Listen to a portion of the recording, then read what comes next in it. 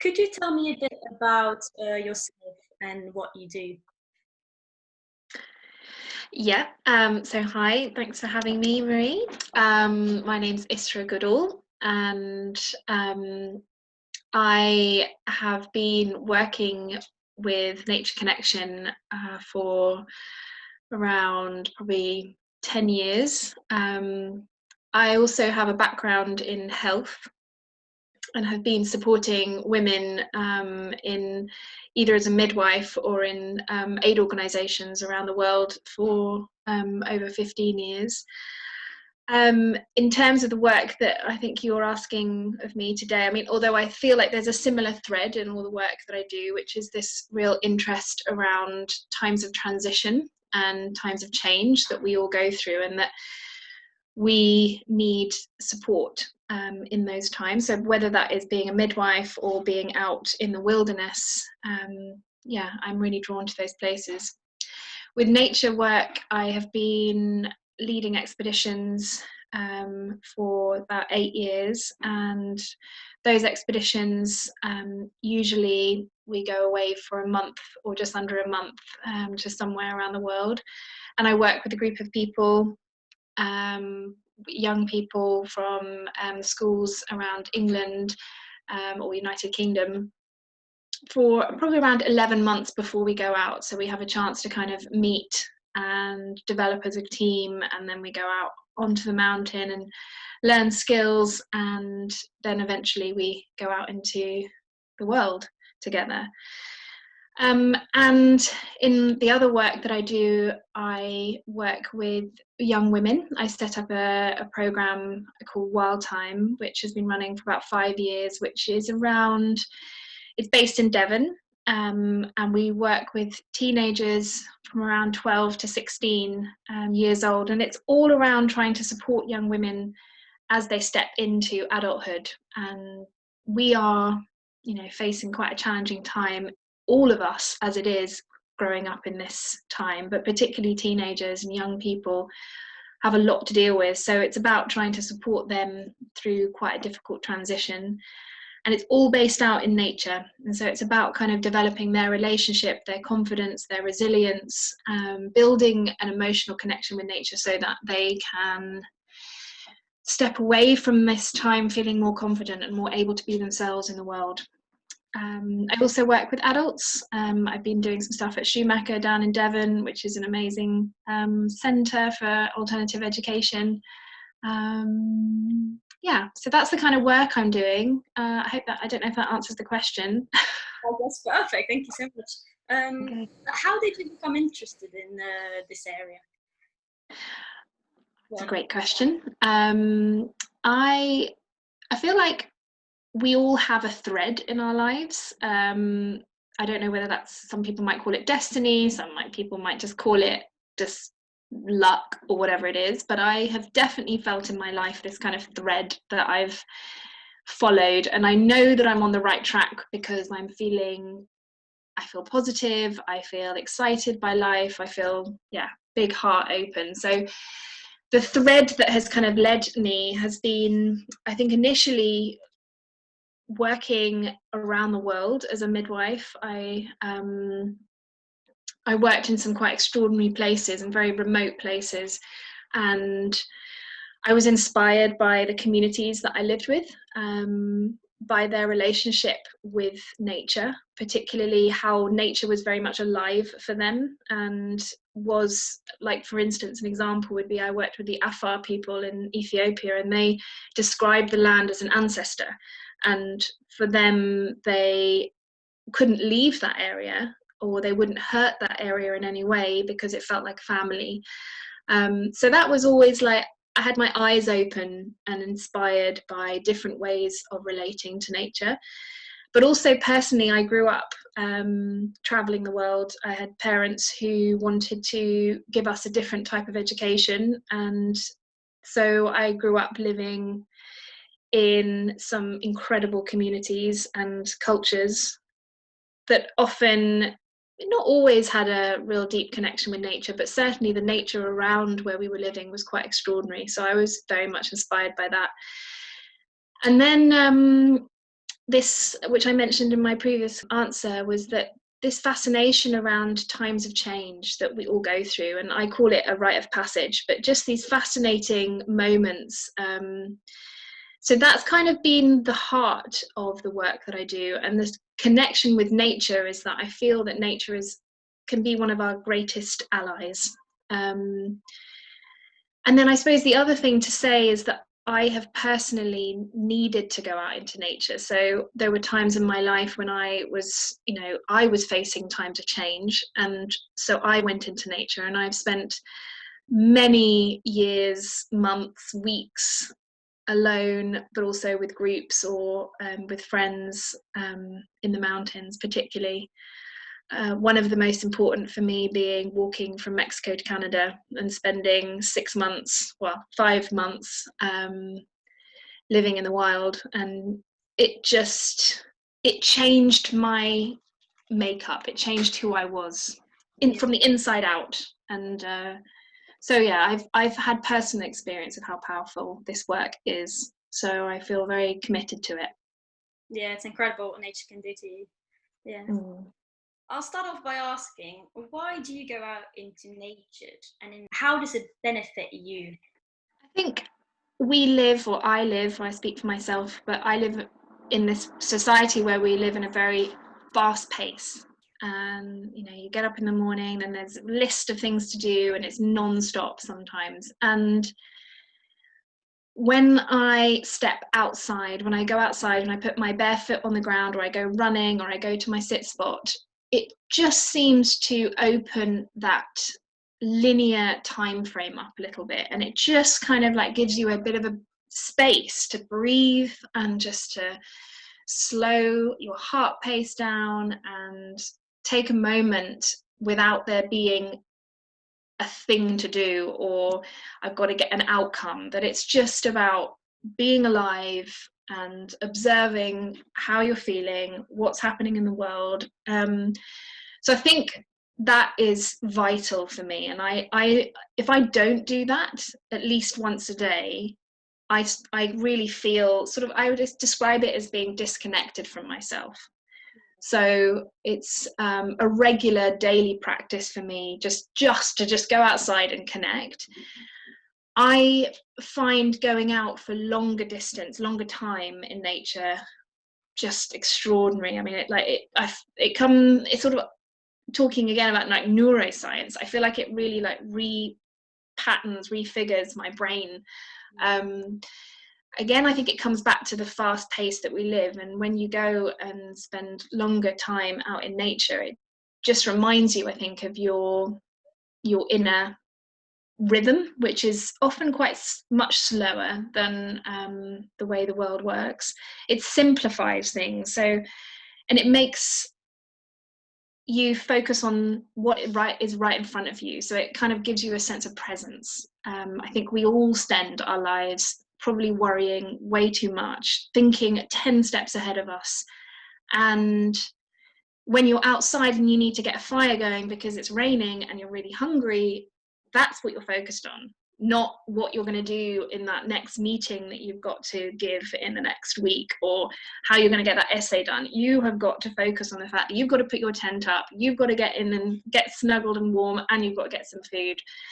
And it's just like, I feel that we need that as human beings to I know this may sound strange, but in a way to remind us of our animal self, that we are, we're another animal in the world. And yeah, our heads are a bit too heavy, so we need to get back into our bodies, and not just our bodies, but just a connection that feels a bit more whole, rather than just top head. What do they say when you had like mind heavy? It just kind of takes a break and just realizing where you are and what are you doing, just making sure that you're doing what you want to do, and life is going all right for you. Yeah, very much. Yeah, I think it really gives you a chance to come back to yourself, and not just get run away with time and the pressures of the world, but just come back to yourself. So relating back to the previous question, would you say that this is a good reason why people should go out more and spend some time in nature? I think if you look now in the world and what's happening, we're currently dealing with coronavirus, and there's been a huge upsurge of people needing and wanting to get out into nature. And, you know, arguably you could say, well, that's just because that's the one thing we've been allowed to do, which is an hour exercise. But actually, I think there's a bigger reason. I think people need to feel a sense of connection to something bigger than themselves and the situation. I think it's absolutely vital that each one of us takes it as a responsibility almost to make that connection with nature, because this is what we're living in. We're living on a planet. We have been gifted this time, and in the current concerns around climate change is that, you know, things can change and will change quite rapidly. So we all have a sense of responsibility, I think, to take care of nature much better than we have. And I think there's a lot of research, and I'm sure you're looking at it. I know there is a lot of research around the benefit of being out in nature. So, for instance, reducing stress, a sense of belonging, resilience, confidence. I mean, there's so much going on all around the imagination, particularly with young people. But I'd say with all of us, that it gives us space for imagination, for reflection, which is much needed. Yeah. I mean, I could go on, but I do really think that our relationship with nature is such a positive thing. And I think we have taken it for granted, those of us who can just get out into nature whenever we can. And for others, perhaps it hasn't been a priority. But I think more and more we will see on a global scale more of these discussions about how important going out into nature is for our mental health as much as other things. Yeah, now with this whole situation, people can just reflect while they're being out and just think about now. And yeah, it's important. Yeah. Yeah, absolutely. Where do you personally draw the line between what is nature and what isn't? Like, or urban parks nature, for example. Yeah, yeah, it's a really interesting question, and I would say it's very personal. So it's really difficult to give a general answer to that one, because Everyone's what different. everyone is different, and what everybody's experience has been of nature is very individual. I personally, from my perspective, I am sitting around nature right now. On my in my room, I have plants I can see, and they're very much alive, and they're growing, and they're responding to the sunlight. And just outside on the street that I live on, there's flowers and bushes and trees, and you see life coming through concrete. You know, there is very much nature alive and doing very well in the streets and cities in our country. However, I also really understand that some people might get exasperated by there being no green spaces near them, not enough to make them feel like they're going out into the wild. And I think the wild places, there are very few left in the United Kingdom. I remember I spent 10 days there once, at a place called Knoydart it's a peninsula in Scotland. Incredible place, but I remember there quite a few years ago, a Guardian article talking about that being the last wild place on these lands. So I do think you can go to nature wherever you are. I really believe it, even if it means that you're holding a pot of a plant in front of you. And I really believe that that is an expression, a face of nature. And I would say the more that you become aware of nature around you, the more you will be in a relationship with it. And so you're very much more likely to get response. I remember an amazing nature connection guide said to me, he had learnt it from the San Bushman, who you will know, as we spent some time out there with the San Bushman people. But he said that every day you should leave your house and you should greet a bird or a tree. Just say hello, just acknowledge it, and then get on your way and go to work or school or whatever you're doing. And the next day you do it again. and then the next day you do it again, and the next day you do it again, and maybe the next day you might greet 2 birds or 2 trees or a plant. And he described this as ways of deepening your connection. So the Sandbushmen believe that you have a thread that's connected to everything. So there's a thread between me and you, there's a thread between me and this table, there's a thread between the plant on my windowsill. And the more that I'm in conversation with it, the stronger that thread gets. So it's not just like a tiny, tiny thread, but it becomes this really strong, unbreakable connection. So the more you basically are saying hello or acknowledging that something is alive around you, the stronger your connection will be. Yeah. Are there things that you consider brings you closer to nature? Like, can you think of any objects, or is there anything that you carry around with you to create such a bond? That's a really good question. I mean, a roundabout way, whatever you need to get out into nature. So it might be that often, particularly in northern hemisphere, we worry about the weather a lot. So for some people that might be, well, I don't have the right gear to get me outside. And I would suggest that getting a good pair of boots and a waterproof jacket and trousers is really worthwhile in this country, because we don't need to let the weather, the rain, the storms stop us getting out there. In fact, in bad weather, it's often the best time to be outside because it's so alive and the wind is so loud and there's barely anyone around and you can have such an amazing time. So yeah, getting your kit together is really important. It makes you feel confident. Depending on where you're going, but I would suggest a compass is really important, and a map, because those things and learning how to map read make you feel a lot more confident and more likely to go a little bit away from your comfort zone, so you can just stretch yourself a little bit more. If you have an area that is maybe quite small but you really want to just explore it more, sometimes I've used with groups where you have like little magnifying glasses and you can go really like look at moss, and you just with a magnifying glass and you open up this whole other world inside, where you see insects and you see different colors that you would just walk past if you went on a hike, but actually gives you a close up of a treasure trove that is just outside your door, for instance. So things like that can be really good.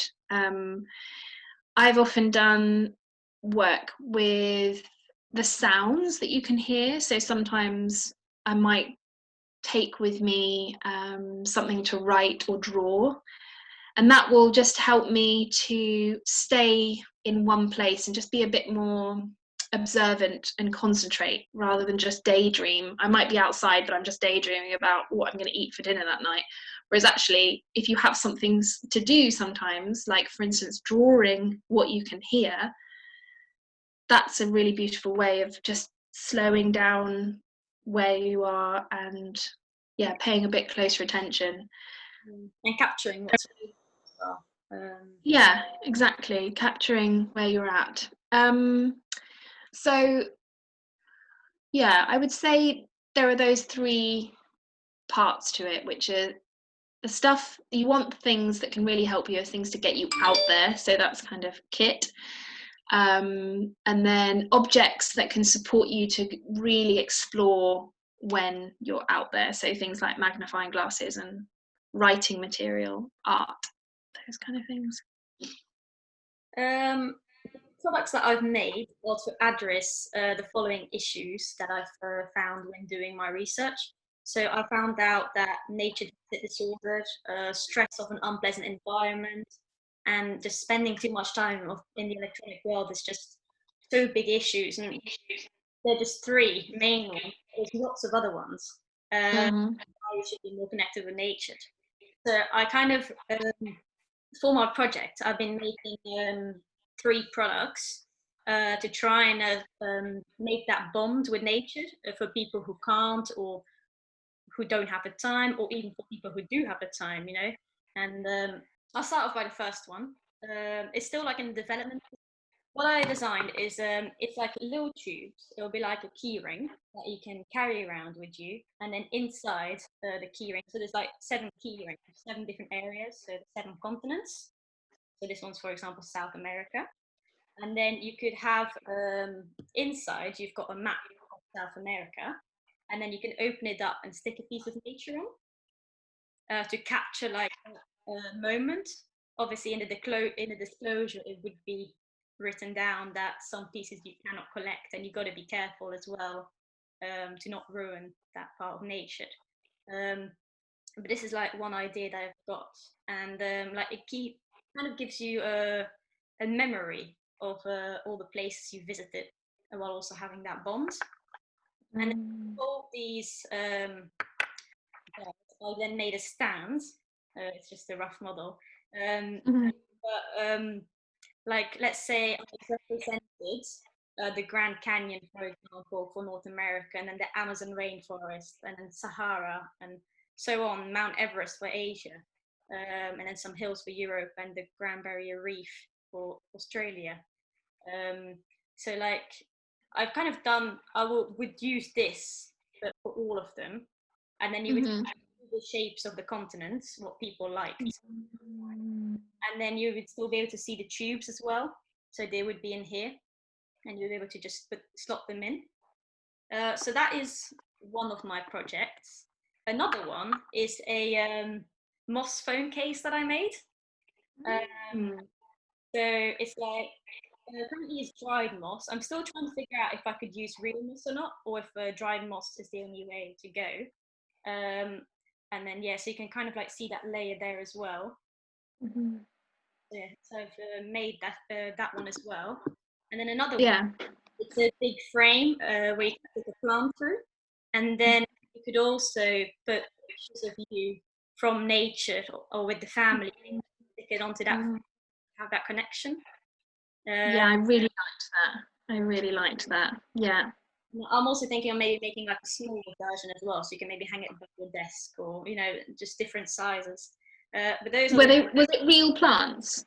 yes, it could be a real plant. Yeah, it could be whatever you want, if it was a real plant or a fake one. But I think a real plant would give a better bond. Uh, Mm. but yeah, so what do you think that I could do to improve these objects in ways that would allow people to form a closer bond with nature?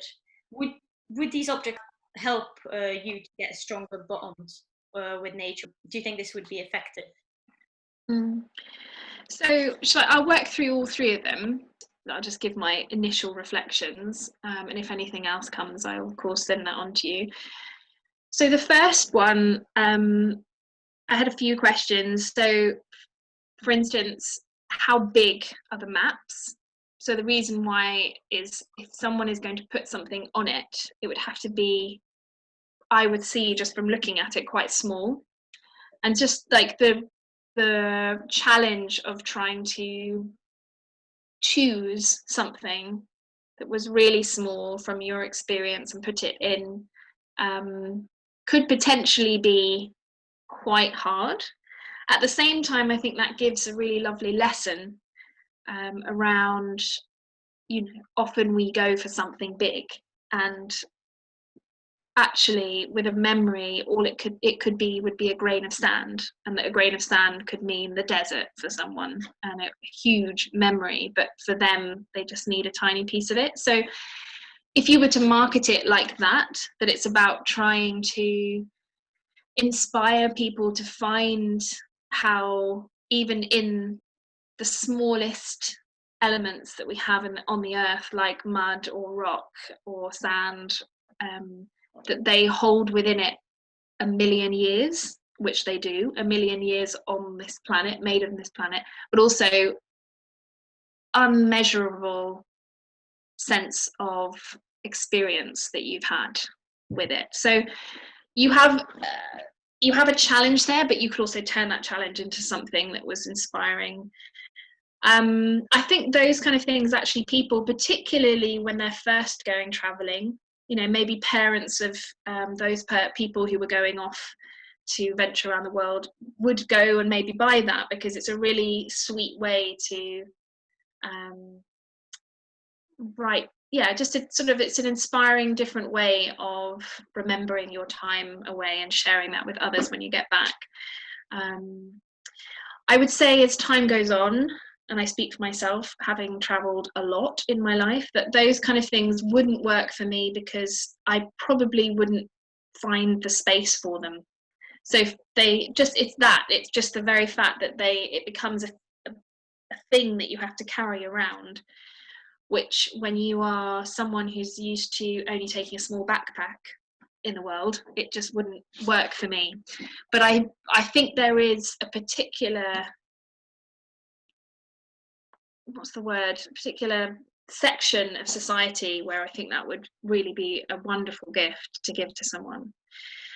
So then the second one, what I would think about the second and the third, which is that that's something that you're going to see a lot more. Whereas the first one is something like, you might have placed in your room, but there's something around, obviously you look at your mobile every 5 seconds, and then having a plant that's alive I really like that idea of having pictures also in and around the plant of memories, but that needs watering, it needs being taken care of, so you have to sort of have a relationship with it in your room. Both of those things means that you have to have a more regular relationship with nature, which I think is really what you're trying to achieve. The other thing about the phone I thought was that maybe it might be possible, and you could sort of somehow inspire this in the way that you're marketing it, but it's that maybe you could change, not so you don't always just have to have moss. It could be that you go out on a walk and you find something really beautiful and you put it in there. So I think, like flower presses we used to do when we were little, and we'd like get a flower and you'd put it in the millions of different paper and card and you'd screw it down, and then eventually you'd find it and it would be this beautiful dried flower. You could maybe do something, see if that's possible with a phone, so you might be able to I really like that idea, like go out and you find a really beautiful flower or a butterfly that's died, and you can put that on your mobile phone. So yeah, I really like that. So with the last one, I think there's something really powerful about keeping a plant alive, particularly in these times where you have to be near a computer all the time, and a lot of people spend way too much time by screens or inside. I think it's really good for us to keep a plant alive. And I've often with groups sent people back home after our programs with that as a gift, or a kind of a way of bringing back the experience that you've had from being out in nature and making it more part of your everyday life.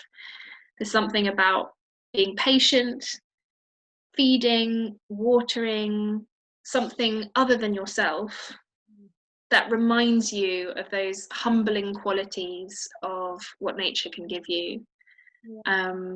And that it's not something you can just forget about, because it will die. So you need to take responsibility to take care of it, and in response you're going to get this incredible plant that is breathing out what you need to breathe in the same room as you. It's giving you inspiration because you're looking at it and seeing these wonderful colors of green and the pictures of your adventures, and it will keep you going in when times are tough. So yeah, I hope that's helpful. Yeah, that's very helpful, thank you.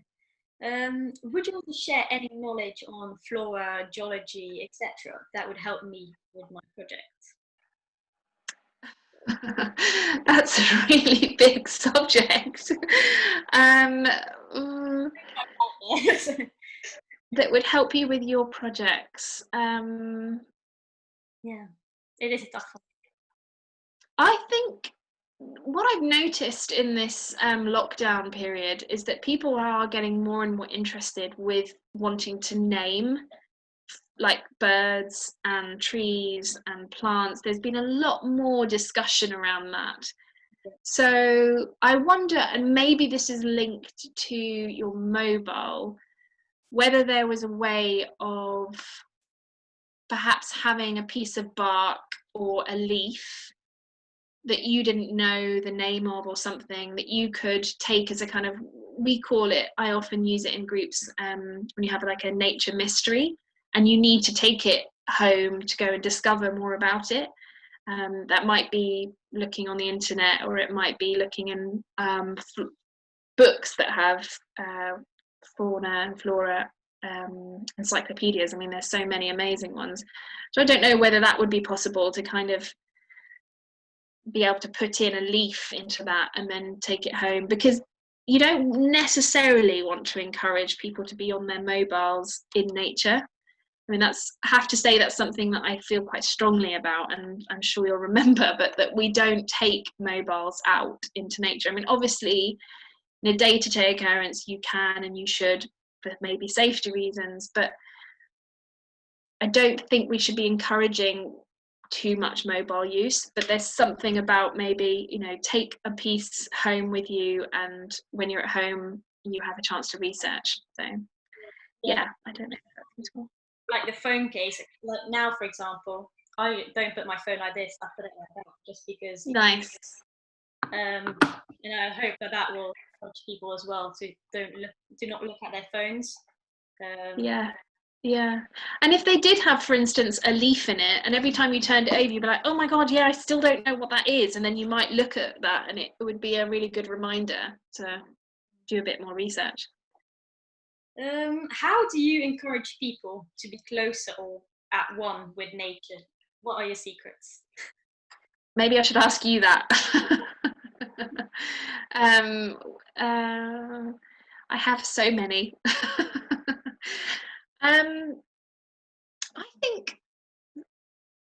I think probably I role model it. I hope that I role model. If I am inspired by nature, if I am awed by nature, then the people, you kind of give permission for everyone else around you to be awed by nature.